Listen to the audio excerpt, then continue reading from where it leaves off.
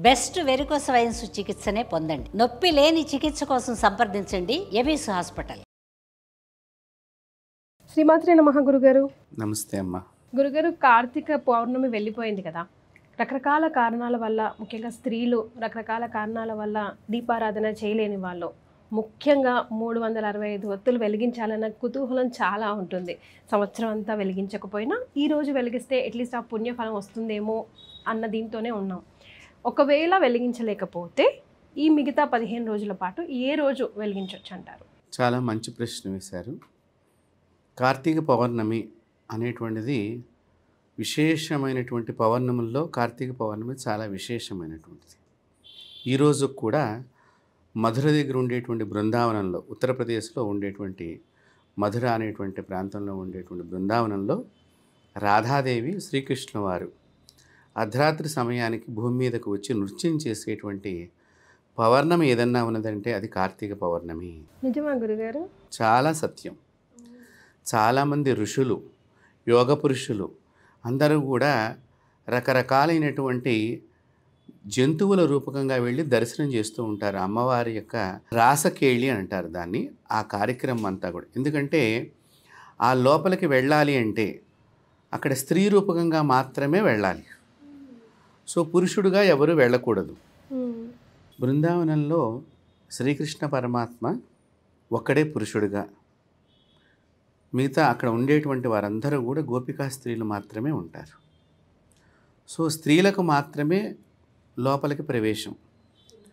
So ఒకానొక సందర్భంలో శివుడు కూడా మీ రాసలీలను చూడాలి అని అడిగాట కృష్ణ భగవాన్. నేను రాధాదేవిని మైమరుపు నింపేటట్టుగా చేస్తాను, ఆ సమయంలో నువ్వు ఆడవారి మధ్యలోంచి ఒక స్త్రీలాగా వేషం వేసుకుని లోపలికి ప్రవేశించు. అందువలన స్వామివారు శివుడు గోపీశ్వరుడుగా అక్కడ పూజింపబడతారు. అమ్మవారి రూపకంగానే శివలింగం కూడా అక్కడ ఉంటుంది.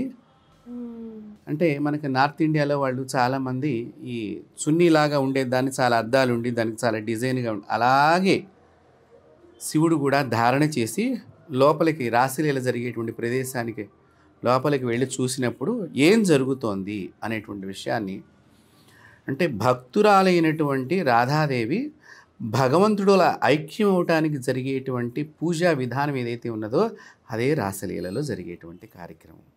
కానీ ప్రస్తుత సమాజంలో దాన్ని చాలా తప్పుగా చూపించడము, చిత్రాల ద్వారా కానీ వేరే వేరే మాధ్యమాల ద్వారా చూపించడం ద్వారా అది తప్పుగా వర్ణింపబడినది. అలాంటి గోపీశ్వరుడు, కృష్ణస్వామి ఇద్దరూ కూడా పౌర్ణమి రోజున అత్యంతంగా భక్తిని, అంటే కృష్ణ భక్తిని శివుడు కూడా ఆనందంగా స్వీకరిస్తాడు.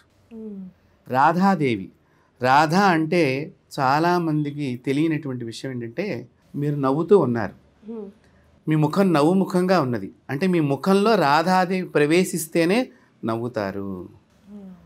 హాస్యానికి అధిదేవత రాధాదేవి. కాబట్టి ఆనందానికి చిహ్నమైనటువంటి దేవతల యొక్క సమూహం ఏదైతే ఉన్నదో అది కార్తీక పౌర్ణమి. ఆ రోజున శివకేశవులకి ఇద్దరికి ఎటువంటి భేదము లేకుండా చక్కగా వారు ఆ అమ్మవారు చేసేటువంటి, అంటే రాధాదేవి కూడా ఒక అమ్మవారే, ఆనందానికి అధిదేవత అయినటువంటి ఆ దేవత యొక్క ప్రేమను, అంటే ఒక తల్లి లాంటి, ఒక కూతురు లాంటి అంత ప్రేమగా ఉండేటువంటి భావనను ఒక భక్తురాలుగా శ్రీకృష్ణుడు ఎలాగైతే స్వీకరిస్తున్నాడో ఆ స్వీకరించే విధానాన్ని పరమేశ్వరుడు గోపీశ్వరుడుగా మారి చూసే సందర్భం ఏదైతే ఉందో అది కార్తీక పౌర్ణమి. ఆ రోజున చాలామంది సిద్ధపురుషులు పాములాగా మారి లోపలికి ప్రవేశించి చూస్తూ ఉంటారు. ఒక పక్షిలాగా మారి సిద్ధపురుషులు ఇప్పటికీ జరుగుతుంది బృందావనంలో. ఇది ఒక విశ్వాసం అని నేను చెప్పటం లేదు, ఏదో ఒక మాటగా చెప్పడం కాదు. మేము వెళ్ళినప్పుడు కూడా మేము అనుభవించినటువంటి కొన్ని విషయాలు దృష్టిలో పెట్టుకుని, చాలామంది సాధకులు చెప్పిన విషయాలని దృష్టిలో పెట్టుకుని నేను ఇప్పుడు ఈ సమాచారాన్ని తెలియజేస్తున్నాను. అలాంటి గొప్పదైనటువంటి శివకేశవులకి ఎటువంటి భేదము లేనటువంటి మాసము, శివకేశవులు ఇద్దరినీ సమానంగా పూజించే మాసము ఏదైతే ఉన్నదో అది కార్తీక మాసంలో మనము సంవత్సరంలో ఏదైనా ఒకరోజు దీపం పెట్టకపోతే, నిజంగా పెట్టవలసింది ఎవరు? మగవాడు దీపారాసన. అది చెయ్యనటువంటి ఆ ఇంటి యజమాని వలన ఆ ఇంటి లోపల దుష్టశక్తుల యొక్క ప్రవేశం ఉంటుంది అని శాస్త్రం చెప్పింది. కాబట్టి కార్తీక పౌర్ణమి రోజున సంవత్సరానికి రోజుకు ఒక ఒత్తు చొప్పున 365 ఒత్తులు కూడా వెలిగించాలి. అసలు నిజంగా చెప్పాలి అంటే ప్రతి ఇంటిలోనూ వారి ఇల్లాలు ఈ ఒత్తులు తయారు చేసి భర్త చేత వెలిగింపచేయాలి. ఇలా చేతితో చేయాలి కదా? చేత్తోనే చెయ్యాలి. దానికి భస్మాన్ని రాసుకుని సాధ్యం త్రివర్తి అంటే 3 వృత్తాలుగా ఒత్తు తిరగాలి. ఈ తిరిగిన తర్వాత దాన్ని నలిపి ఈ విధంగా నలిపి ఒక ఒత్తుగా చెయ్యాలి. అంటే సత్వ తమో రజోగుణాలు మూడింటిని కూడా భగవంతుడికి సమర్పణ చేయటము.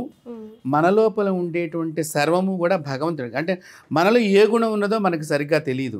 ఏ గుణం ఉన్నా కూడా ఆ గుణాన్ని నువ్వు తీసేసుకో, నన్ను మంచివాడిగా మార్చని చెప్పడానికి ఉపయోగపడేటువంటిది నీ హృదయం లోపల వెలుగుతున్న జ్యోతిని బాహ్యంగా చూపించేటువంటిది దీపము. కాబట్టి ఆ దీపాన్ని నువ్వు ఆరాధనించి ఇదే దీపము నీ లోపల వెలుగుతూ ఉన్నది, అది అత్యంత పవిత్రమైనటువంటి భగవంతుడు నీకు లోపల ప్రవేశింపజేసినట్టు జ్యోతిని నీవు 365 రోజులు పూజించాలి అని చెప్పటానికి గాను మనం 365 ఒత్తులు పౌర్ణమి రోజున వెలిగిస్తూ ఉంటాం. ఏదైనా కారణాంతర వల్ల స్త్రీలకు కానీ లేదా ఏదైనా అసౌకర్యం కలిగి ఎవరైనా అనారోగ్య గురైనా కానీ వీళ్ళు ఏ రోజున వెలిగించాలి. చాలా బాధపడుతూ ఉంటారు, అయ్యో వచ్చేసింది.